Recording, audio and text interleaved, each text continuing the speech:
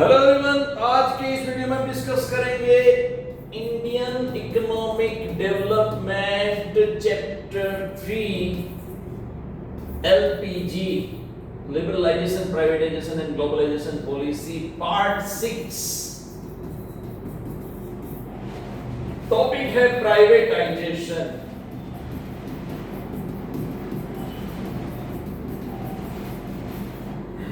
इससे पहले के वीडियो में लास्ट में हमने ये डिस्कस किया था trade and investment policy reforms हमने डिस्कस किए थे। ओके, वो रिफॉर्म्स तो पूरे के पूरे खत्म हो गए। We end up our discussion on that, detail था, मैंने शेयर किया, फिर मुझे याद नहीं।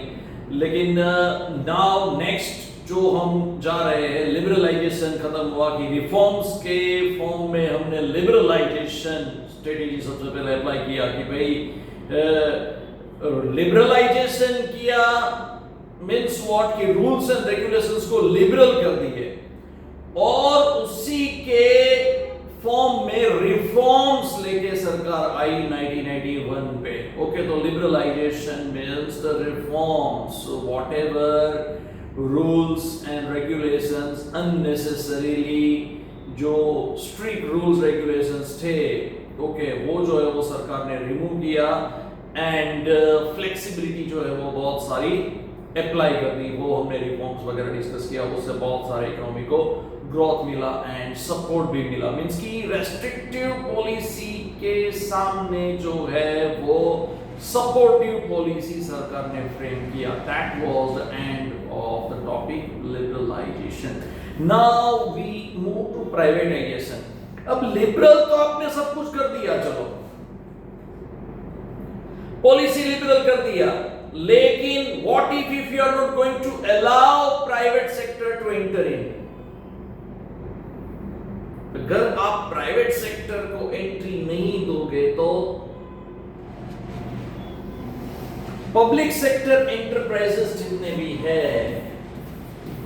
पीएसयूज, इसमें महारत्न, मिनी रत्न जो भी है, okay, all use to incur loss maximum, all नहीं मैक्सिमम, क्योंकि एलआईसी जो है वो प्रॉफिट में था, then in those days Indian railway profit में था, ONGC from last many years it is in profit, okay,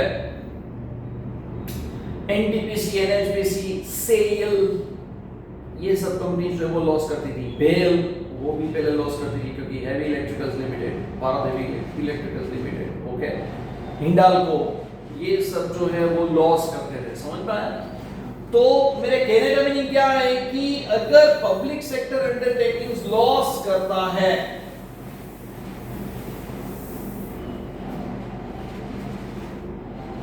तो वो इकोनॉमी का लॉस हुआ।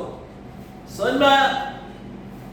पब्लिक सेक्टर अंडरटेकिंग्स मींस कि गवर्नमेंट जब भी कोई भी कंपनी स्टार्ट करती है तो वो जनता के पैसों से स्टार्ट होता है। Is it clear? And the main objective is not to make profit.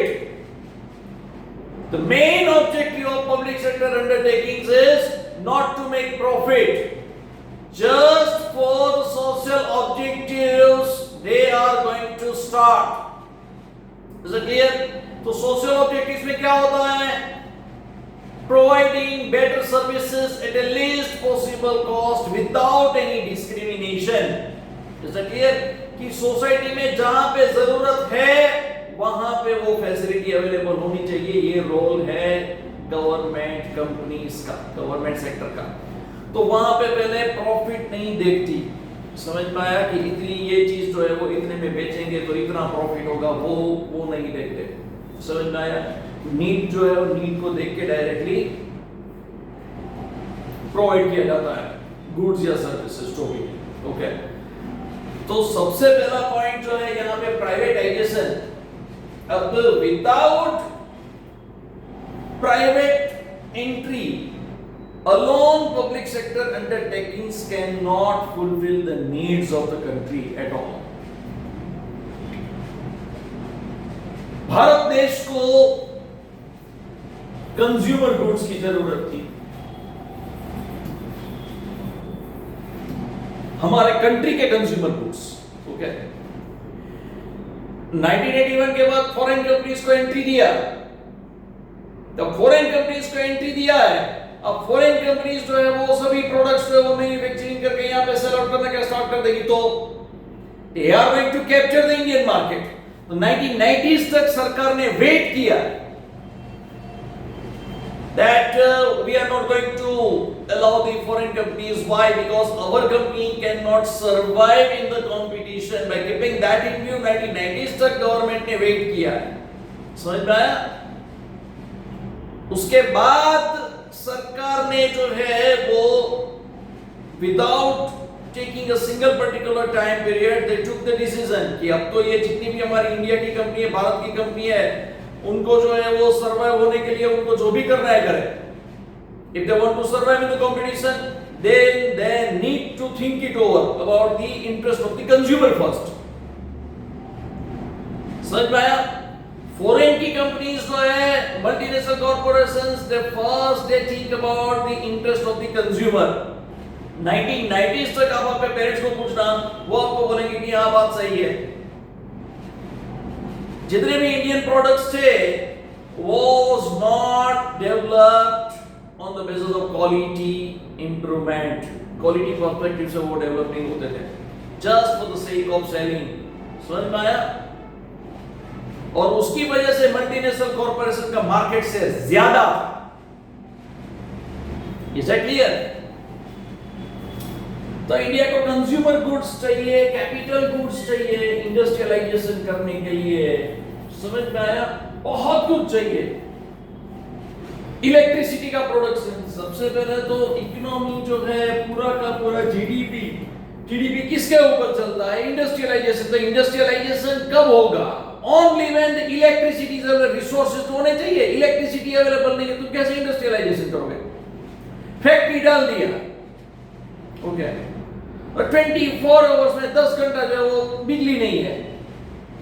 How will you increase your productivity? Just imagine, पूरा का पूरा लॉस में जाएगा। समझ में आया? तो alone public sector undertakings cannot fulfill the demand of electricity. समझ में आया? Which is why it was the need of the hour to enter private companies. That was the situation. Is that clear? तो इन सभी area में जो है वो धीरे धीरे करके प्राइवेट कंपनी को एंट्री देना शुरू कर दिया। 1994-95 से टाटा पावर, होंडा पावर, बहुत सारे कंपनीज जो है वो पावर प्रोजेक्ट्स में एंटर होना शुरू हो गए थे। अदानी पावर भी हो गया था, समझ में आया? उसके बाद जो है वो रिलायंस पावर जो है, आर पावर आया 2008 में। उनका तो बहुत ही बड़ा प्रोजेक्ट था, वो तो पूरी डिफरेंट स्टोरी है, ओके। लेकिन उससे पहले जिंदाल पावर, बहुत सारे कंपनीज जो है वो पावर प्रोजेक्ट्स में एंटर हुए and they start Torrent Power, they start providing electricity. Surat में जो वो टोरेंट पावर का मार्केट से बहुत ही अच्छा है, समझ में आया? तो ये सब चीजें देख के ध्यान में रख के प्राइवेट कंपनीज को एंट्री देना शुरू कर दिया कि भाई यहाँ पे आप एंट्री दो प्राइवेट कंपनी को, and that is the privatisation. Another thing is what? The company which are incurring loss, public sector undertakings की बात कर रहा हूं। The public sector undertakings which are incurring loss, उनका सरकार ने क्या किया? तो उनका दो तरीके से प्राइवेटाइजेशन करने का सरकार ने सोचा। एक,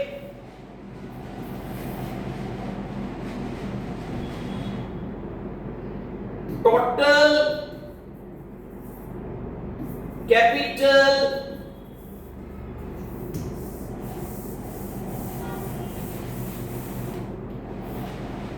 will be transferred to the private companies। या तो टोटल कैपिटल जो है वो ट्रांसफर कर देंगे प्राइवेट कंपनी को, ओके। मींस की से फॉर एग्जांपल एक यूनिट था IPCL, Indian petroleum corporation limited, सरकार का, ओके, बड़ौदा में यूनिट था। वो किसने खरीदा? रिलायंस कंपनी ने पूरा का पूरा खरीद लिया, पूरा का पूरा खरीदारी कर लिया, समझ में आया? लाइकवाइज तो या तो पूरा का पूरा ट्रांसफर कर दो, और एल्स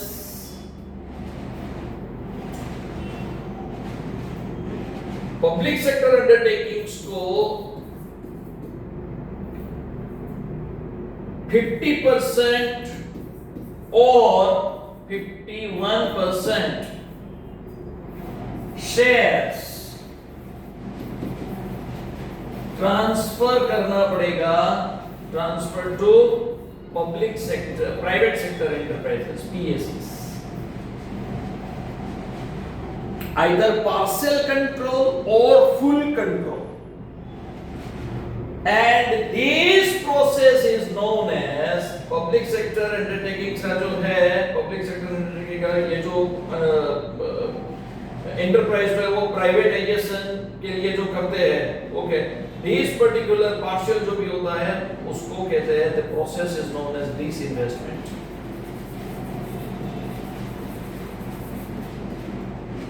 समझ में आया?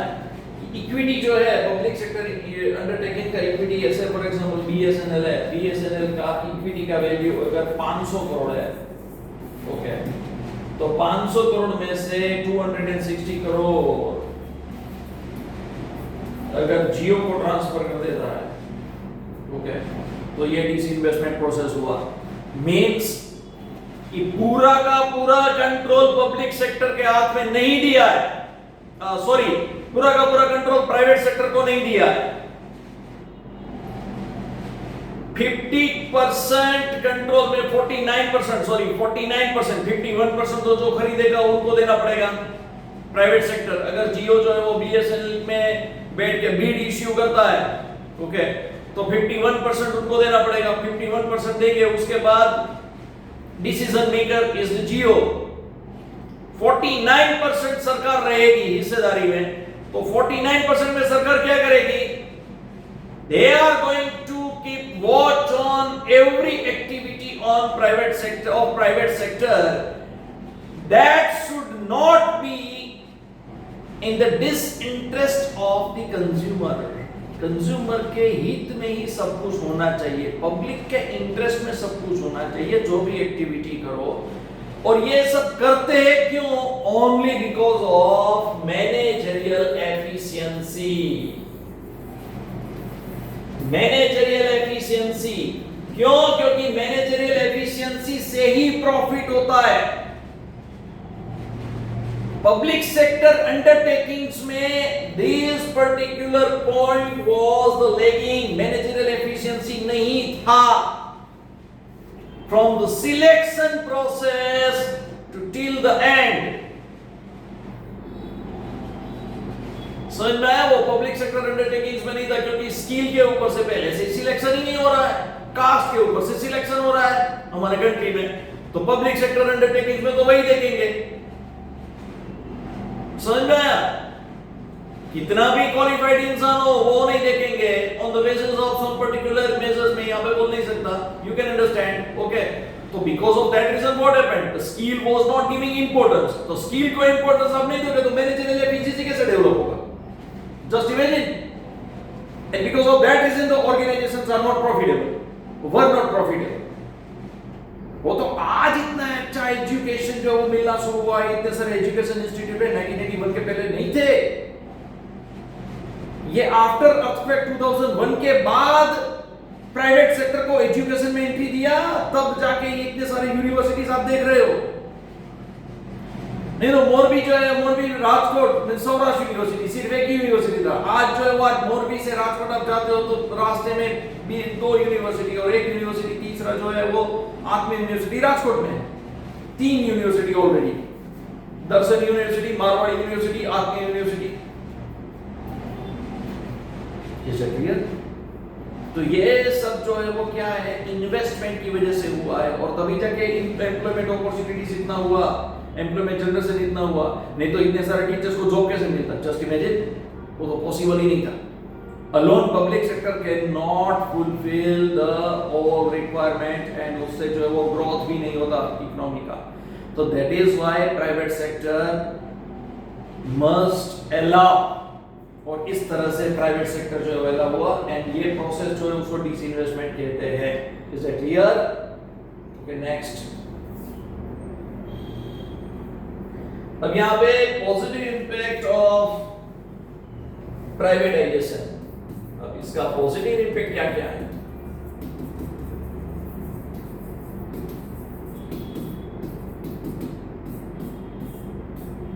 अभी देखो recent airport authority of India जो लॉस कर रहा है, ओके, और वो जो है वो भेजामारी करेगा सरकार के साथ, तो अदानी ग्रुप ने क्या बोला, चलो हम बीड लगाते हैं, हमें दे दो। क्यों? तो अदानी ग्रुप के पास क्या कोई जादू है? नहीं, मैनेजरियल एफिशिएंसी है कि कौन से स्टाफ को कहां पे अपॉइंट करके किस तरह से मैनेजरियल लेवल पे काम निकलवाना, जिससे जो है वो कॉस्ट इफेक्टिव मैनर में पूरा का पूरा ऑर्गेनाइजेशन रन होना चाहिए। Okay, this is what the efficiency is all about. The first and foremost point कौन सा है? Improve the efficiency of the management. Privatization में यही है, improve efficiency of management. From, आप इसमें लिख सकते हो, from selection to till retirement, और उसमें भी खास करके जो प्रमोशन देते हैं, ओके, प्रमोशन देते हैं, तो वो सभी एक्टिविटी में जो है वो बहुत ही अच्छा एक स्किल लेवल पे जो है वो काम होता है। प्रमोशन भी हेरे गेरे को नहीं देते, समझ में आया? जिन्होंने बहुत ही अच्छा काम किया, जिनके पास स्किल है, उनका ही प्रमोशन होगा और उनका ही जो है वो इंक्रीमेंट होगा। Is that clear? अदरवाइज तो ड्राई प्रमोशन होगा। Dry promotion means what? ये प्रमोशन देंगे लेकिन सैलरी नहीं बढ़ाएंगे, that is called dry promotion. Is that clear? ये बीएस में आता है, बिजनेस स्टडीज में, वो याद रखना। तो improve efficiency of management. Because of the skilled manpower, the organization will earn profit and the administrative efficiency can be achieved. And by keeping that in view, they are taking care of all the particular required parameters whenever they are selecting the particular candidate for the right particular job. Is that clear? So, right person for the right job, that will be the main objective of privatization, and likewise they can achieve improvement in efficiency in managerial level at every particular managerial level. Is that clear? And administration जो है वो बहुत ही अच्छी तरह से चलता है। ये एक पॉजिटिव इम्पैक्ट है प्राइवेटाइजेशन का। दूसरा, financial discipline.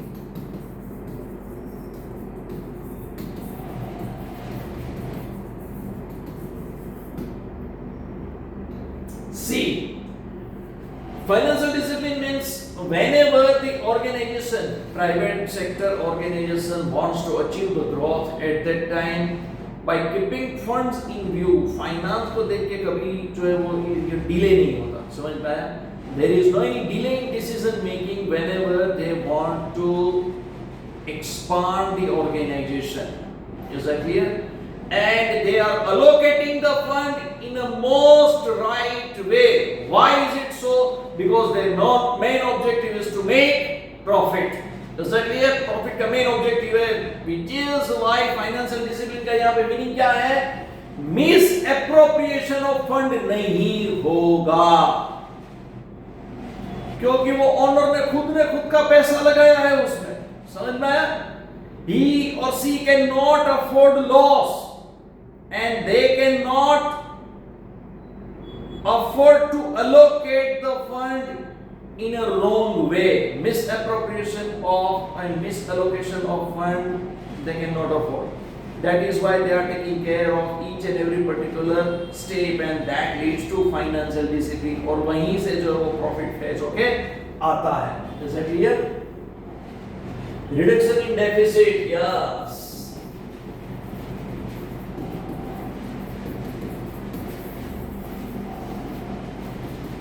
Just imagine Reliance का कंट्रीब्यूशन कितना था पता है? 1996 का आपको एक स्टैटिस्टिक देता हूं। रिलायंस कंपनी ने टोटल जीडीपी में सिर्फ एक कंपनी का 3%, 3 to 4% contribution was of Reliance company. Reliance सिर्फ मींस कि सरकार के पास 100 रुपया आता है तो उसमें से 3 से 4 रुपया सिर्फ रिलायंस कंपनी देती है। समझ में आया? फिर जो ये ग्रोथ बढ़ के 2000 तक तो 5% हो गया था टोटल जीडीपी में। इंडिया का जो टोटल जीडीपी है उसमें से 5 रुपया सिर्फ रिलायंस कंपनी देती है। Just imagine, is it clear? इतना लाख करोड़ रुपया इन्वेस्टमेंट करके फिर वहां से प्रॉफिट निकालना, कितना proper allocation of fund, that is the financial discipline. इस तरह से जो चलता हो तो ये तो डेफिसिट तो रिड्यूस होगा ही होगा। Is it clear? That leads to reduction in deficit. Is it clear? तो हमारा जो डेफिसिट था वो भी कम हुआ। क्यों? क्योंकि एक्सपोर्ट्स ज्यादा हुआ, इंडस्ट्रियलाइजेशन होता है because of all this particular reason. Then after competitiveness, yes, because of improvement in quality, competitiveness was achieved in the world market. जो भी product जो है वो whatever product we are manufacturing, if that product has good quality, then only we can achieve the competitiveness in the world market. समझ में आया? Otherwise तो ये पूरा का पूरा जो है वो तुम्हारा एक्सपोर्ट जो है वो तो निकल जाएगा हाथ से। Is that clear? तो तब जो है वो कस्टमर को ध्यान में रख के क्वालिटी इंप्रूवमेंट किया तो वो privatisation.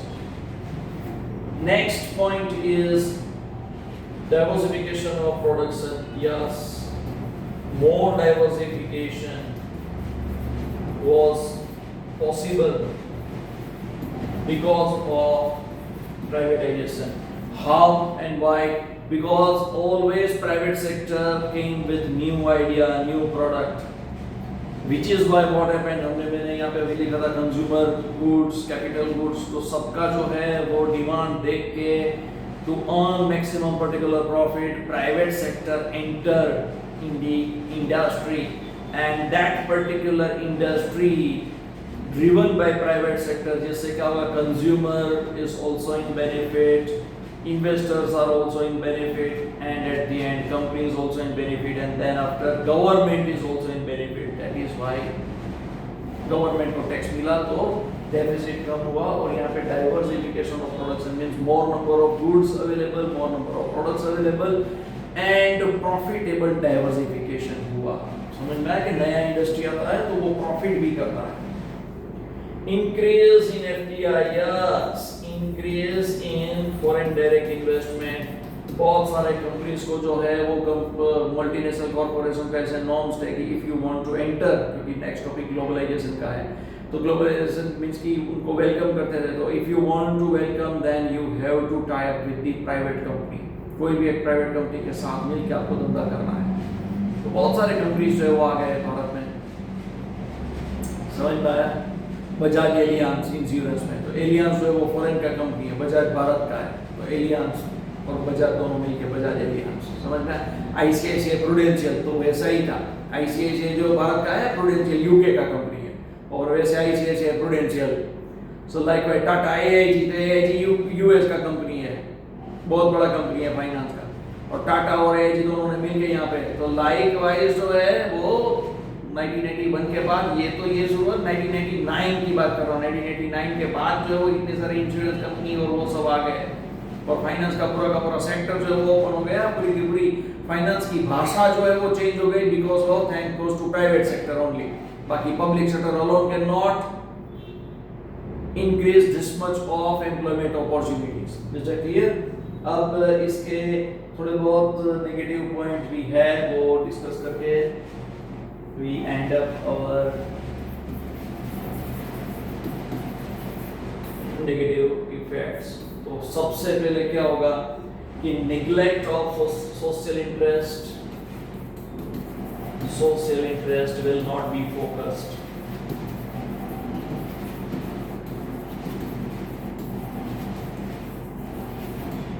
Private companies always think about the profit first. Private companies जो है वो प्रॉफिट के बारे में सबसे पहले सोचेगी। Social interest means what, that कि वो फ्री ऑफ कॉस्ट देने का नहीं सोचेगी। Is that clear? Each and every particular factor has its own cost, so by keeping that in view they are going to charge high price, and because of that reason for each and every particular person, each and every class of the people may not get the benefit or product or services provided by the private sector. Is that clear? Those who are poor, उनके लिए वो facility available नहीं भी होगा। क्यों? क्योंकि इसका cost होता है, प्राइस होता है, एंड प्राइवेट सेक्टर का main objective is to make profit, which is why it happens. Okay?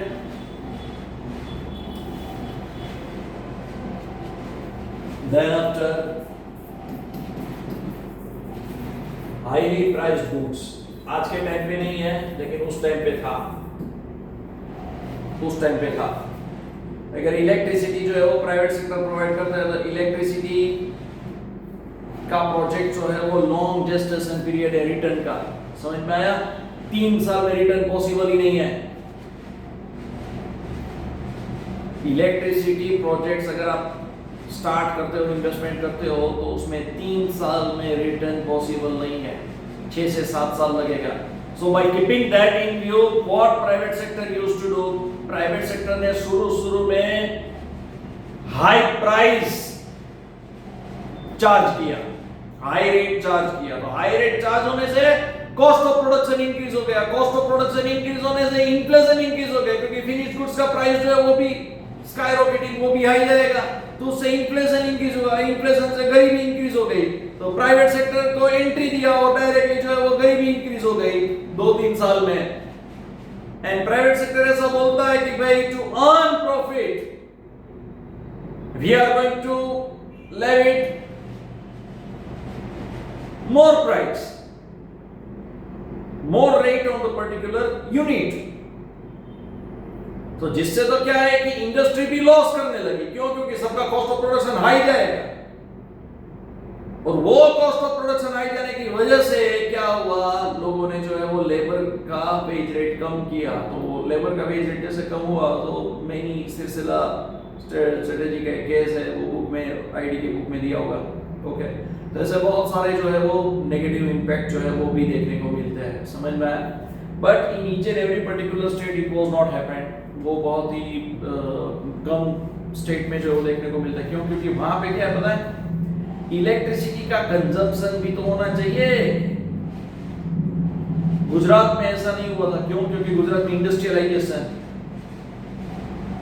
एक साथ 500, 600, 800 इंडस्ट्रीज जो है वो आती है मैदान में, सबको जो है वो इलेक्ट्रिसिटी चाहिए, तो उनके लिए मास प्रोडक्शन करना पड़ेगा। मास प्रोडक्शन करेगा तो उल्टा सस्ता पड़ेगा, वो प्रॉफिट में आएगा, सब लोग प्रॉफिट में। समझ में आया? इस तरह से पूरा इकोनॉमी जो हो चलता है। देन मोनोपोलिस्टिक कंट्रोल, या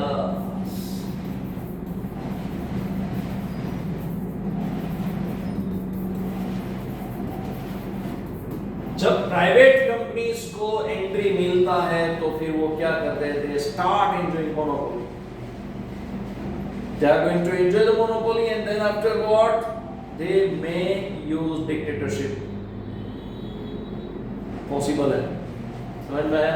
फिर तो क्या करेगी कि एक्सप्लॉइटेशन करना स्टार्ट करेगी, कंज्यूमर का एक्सप्लॉइटेशन करना स्टार्ट करेगी, कंट्री का जो एक्सप्लॉइटेशन करना स्टार्ट करेंगे, तो क्या होगा? समझ में आया? If the whole economy under the control of very a few people, जिनके पास tremendous wealth है, private owners, वो पूरे के पूरे कंट्री को कंट्रोल करना शुरू कर देंगे, then what? समझ में? तो वो नहीं होना चाहिए। तो ये नेगेटिव इम्पैक्ट है उसका। Then after hindrance in achieving the objective of full employment, yes, full employment was not achieved.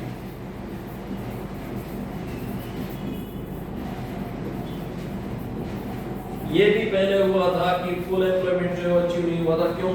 Full employment means what, those who wants to do work will get work very easily, that is called full employment.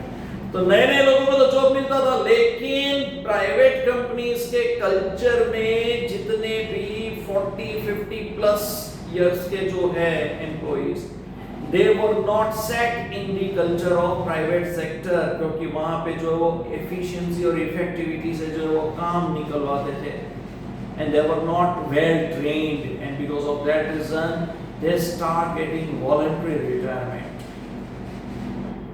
Is it clear? तो उस level पे जो unemployment भी हुआ था private sector के होते हुए भी। Is it clear? तो आज के वीडियो में इतना ही, आपने यहाँ पर देखा, धन्यवाद। प्लीज प्लीज प्लीज शेयर करना एंड कमेंट्स भी, आप कमेंट्स बॉक्स में भी कमेंट्स डालना कि कौन से चैप्टर का आपको नया वीडियो चाहिए। Okay, thank you very much.